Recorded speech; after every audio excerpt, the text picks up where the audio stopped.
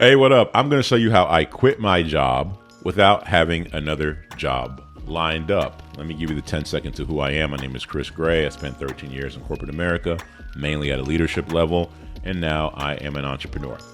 Let's get cracking. Before I get into it, here is the most important point.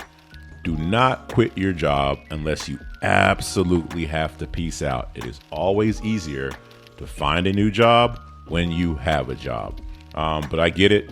You could be in a toxic environment. Work could be stressful. It could be bad for your health. I've been there. So if you absolutely have to peace out without having a job lined up, here's how I did it. There's 3 parts to how I did it. I had to build, I had to battle, and then I bounced. All right, so let's do step 1. Step 1 has 3 parts. So by the way, my daughter's in my office. My wife is sick. My daughter's getting over being sick. So if you hear some noise or you hear some coughing in the background, that's her. And you know what? Like, I'm grateful for it. It is a Monday morning. I'm in my office working right now. I have my daughter right there. This is all kind of a dream come true. I couldn't have this when I was at corporate America. And so I'll take the noise. It's actually a blessing. Reminds me of a lot. Anyways, let me get into it. So step 1, 3 parts. Number 1, the first thing I did was build a cushion. So I had at least 3 months of savings before I left. If I could go back and do it again, I would have had 6, but I had 3 months of savings, and we'll talk about why in a second. I'm pretty sure you understand why you want to have at least 3 months of savings, but we'll get into it. Also, I didn't include any investments or retirement, anything that's for my long-term future. I didn't include that because I didn't want to dip into that unless it was absolutely necessary, which it wasn't because I had enough savings. And the whole purpose of having the savings for at least 3 months was that I didn't want to work from a place of stress. When I say work, I'm talking about applying for jobs. I didn't want to apply for jobs from a place of stress or desperation. It's like if you go on a date and you're with somebody and you could just feel their desperation, you could feel their neediness, it's going to repel you, right? It's the same type of energy when you go to an interview. If you walk in there just desperate because you need the money, they're going to feel that. You're going to give off that vibe, and you might not get the types of jobs or results that you want.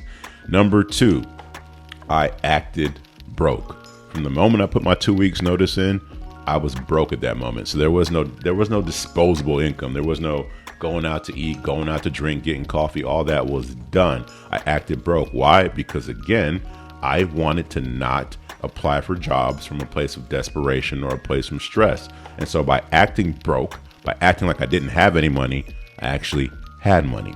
Number 3, one of the biggest things is I knew my resignation rules. So for example, at certain jobs, you might think, hey, I put my 2 weeks in, I get 2 weeks more pay, I'm good to go. No, certain jobs will send you home that day. So know the resignation rules. I had to know that. Certain jobs will say, hey, the moment that you put in your resignation, the moment that you quit, you lose all PTO. That happens in certain states. If you lose the PTO, you left money on the table. If I didn't know that, I wouldn't have taken advantage of my PTO ahead of time. So again, know the resignation rules. And then there's so many rules to know. When does your health insurance terminate? Final paycheck timing, non-compete rules. All this stuff is something to know so that I didn't get blindsided on my way out. All right, so on step 2 is where I battled, and it had 3 parts. So let's get into it. Part number 1 was my new job.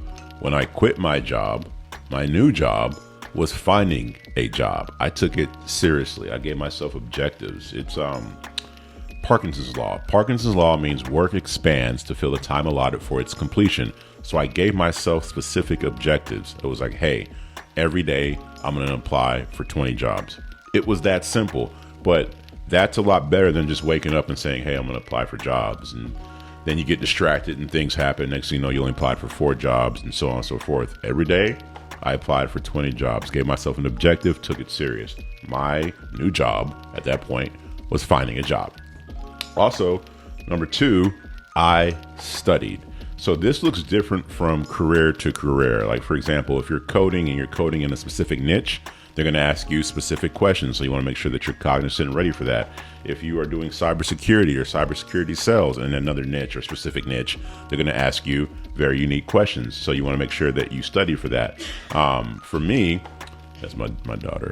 Oh, Anyways, for me, I had to know some very job specific things. So that was one. I need to have job specific knowledge I had to brush up on.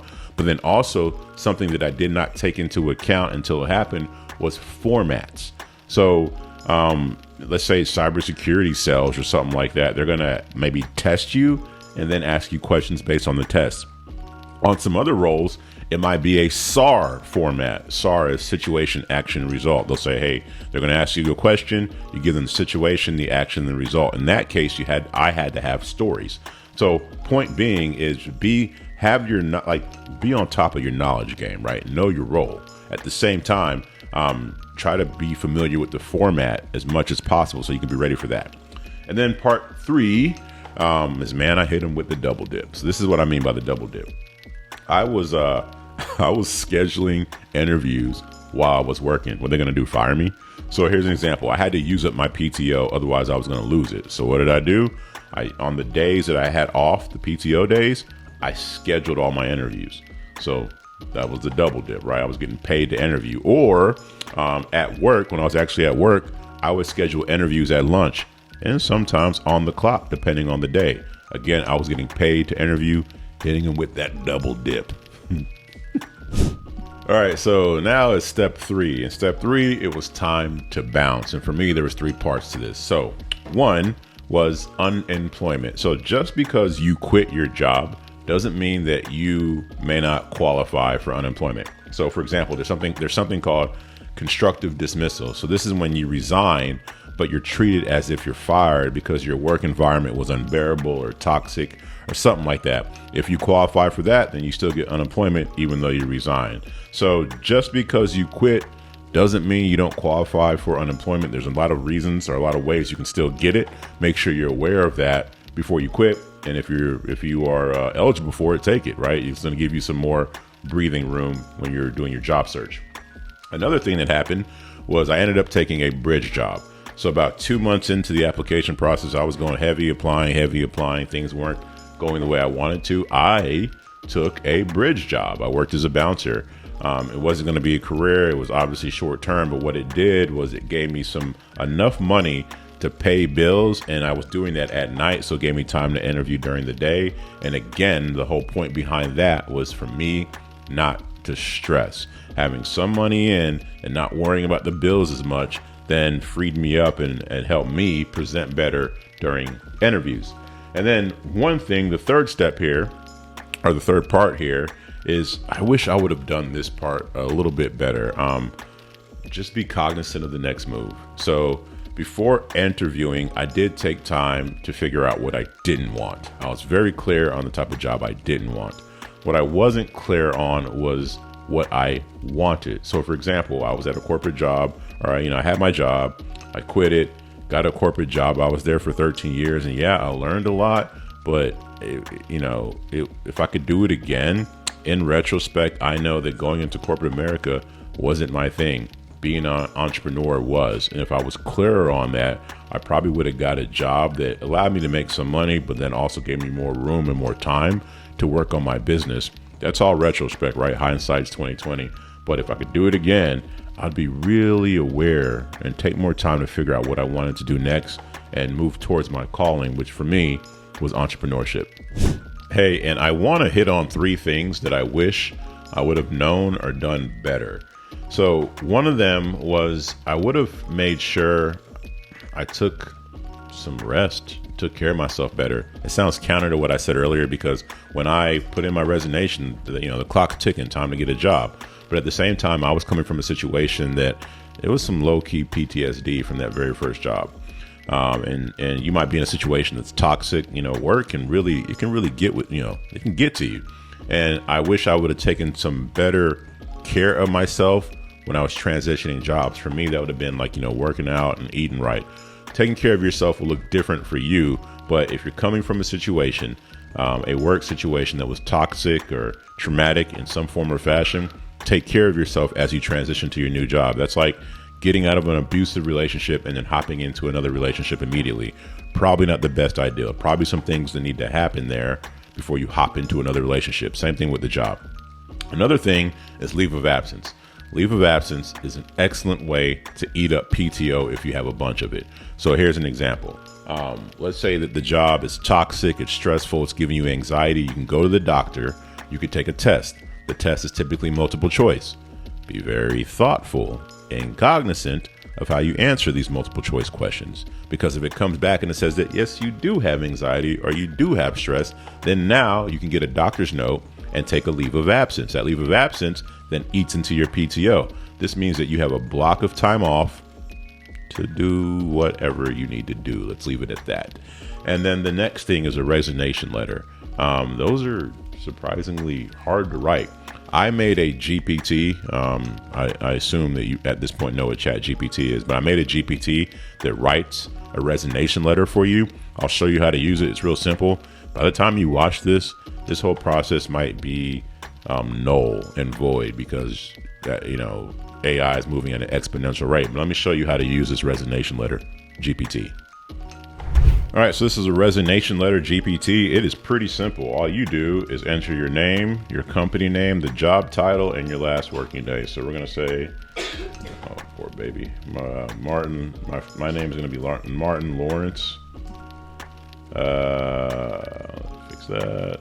Company name, let's say Mortal Kombat. The job title, let's say manager. Last working day, let's just say 2/5/3000, and boom.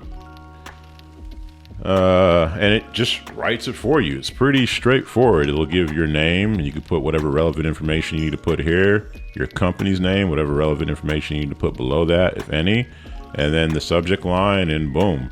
You would just enter in, the recipient's name, anywhere you see a bracket, you enter it in, and it writes it for you. It's pretty straightforward, and it's done in a constructive manner, basically saying, hey, I appreciate working here. I'll help you with my transition, blah, blah, blah. But it takes all the thinking out of it. And if you don't like the wording, you can just use this as a starter and then polish it up when you're done. I'll leave the link to this GPT in the about you or in the about you section of this YouTube, so you know where to find it.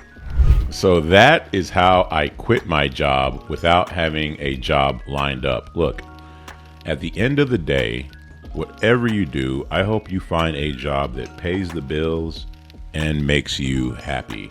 My wife is sick. My daughter is getting over being sick. She's across the way from me. I'm able to be home for both of them today. It's a Monday and it's raining outside. I couldn't be any happier. Yesterday, I didn't get that sinking feeling in my gut I used to get prior to Mondays. Life is good. And I hope that you find the same, because when you do, you find joy, man. Appreciate you watching. Peace.